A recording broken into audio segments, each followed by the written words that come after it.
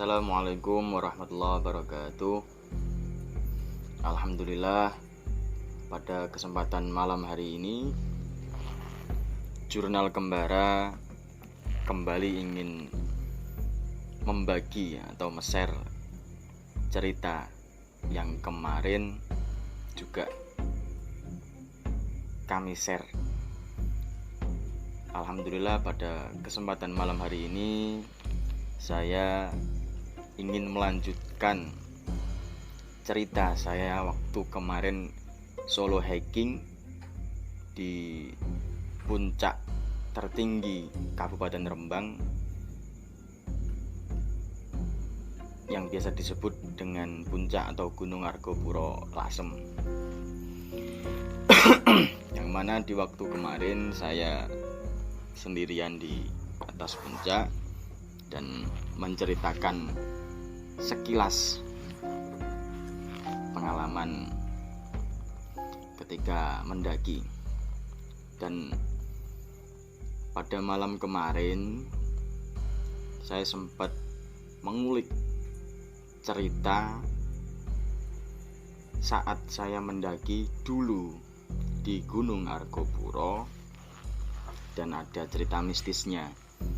Nah, pada kesempatan malam hari ini saya akan menceritakan cerita mistis yang sempat kemarin saya singgung dalam podcast Jurnal Kembara kemarin.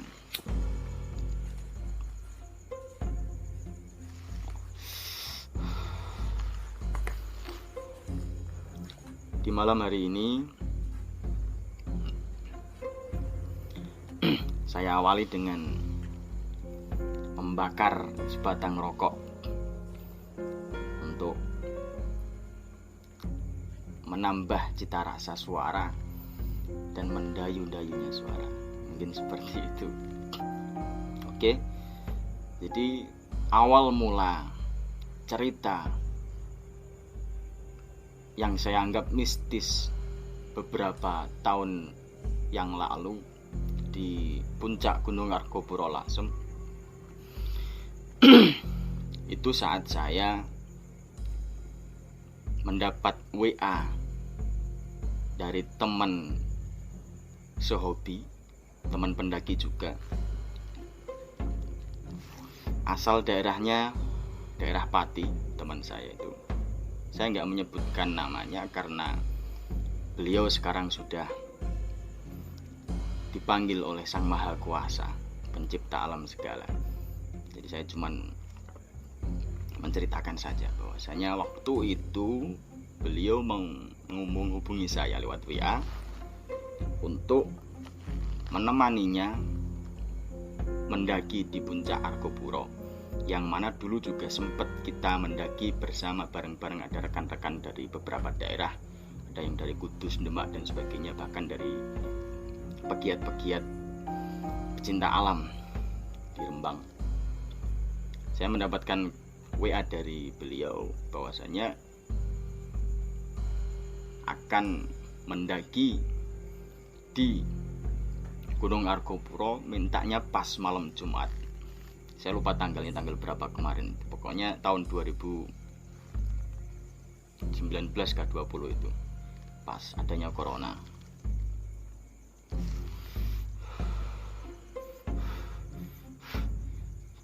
Singkat cerita, kita sepakat untuk ketemuan di Desa Ndadapan. Desa Ndadapan ini tata letaknya berada di kaki Gunung Argopuro, lepas dari Desa Gandri. Kemudian kita ke barat, nyampe di mana ini, Pagar Pelangi dulu yang sekarang jadi tempat wisata itu. Kemudian baru nyampe di Desa Ndadapan. Akhirnya Kamis pagi saya packing untuk mempersiapkan perbekalan, dan kita akan sepakat bertemu di Desa Ndadapan itu. semua berjalan baik-baik saja dan keadaan fisik pribadi saya aman. Akhirnya saya langsung start berangkat ke Desa Dadapan itu tadi. Setibanya di Desa Dadapan, kita langsung menuju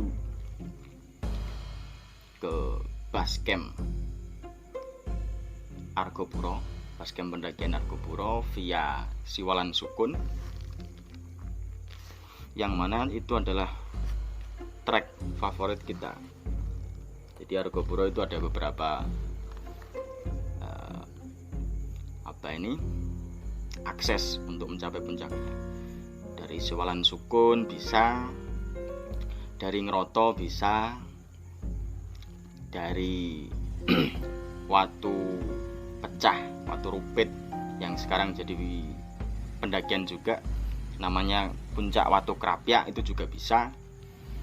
Lewat Woro bisa, Woro nanti lewatnya nyampe di Gunung Nganten, melewati Gunung Nganten nanti langsung ambil akses menuju Puncak Argopuro bisa.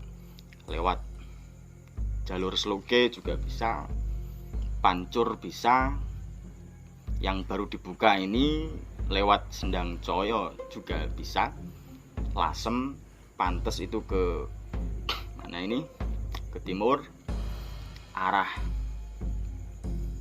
Tulis nanti menuju ke arah Kajar, belok kanan nanti sampai ke Sendang Coyo yang ada wihara terbesarnya itu. Nah, itu ada akses basecamp baru untuk menuju ke Puncak Argopuro.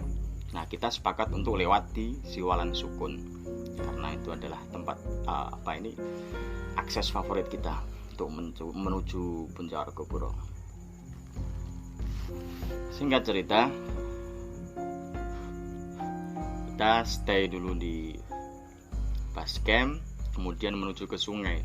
Di nilai plusnya atau poin plusnya di via Siwalan Sukun ini, selepas dari basecamp kita melewati sungai yang mana sangat jernih, banyak bebatuan dan bisa diminum karena saya pribadi sering membawa perbekalan air dari situ juga. Sore sampai sana kita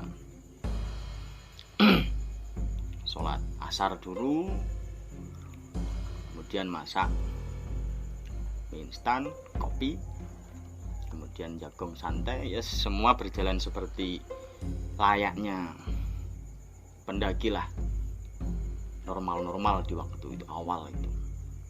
Jadi saya stay ngobrol sama beliau di sungai Siwalan Sukun itu sampai akhirnya maghrib.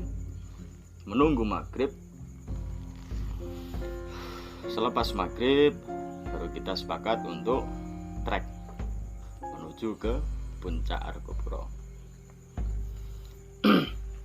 Di sepanjang perjalanan kita berdua menghabiskan waktu-waktu perjalanan itu dengan cerita, dengan guyonannya, tapi tidak sampai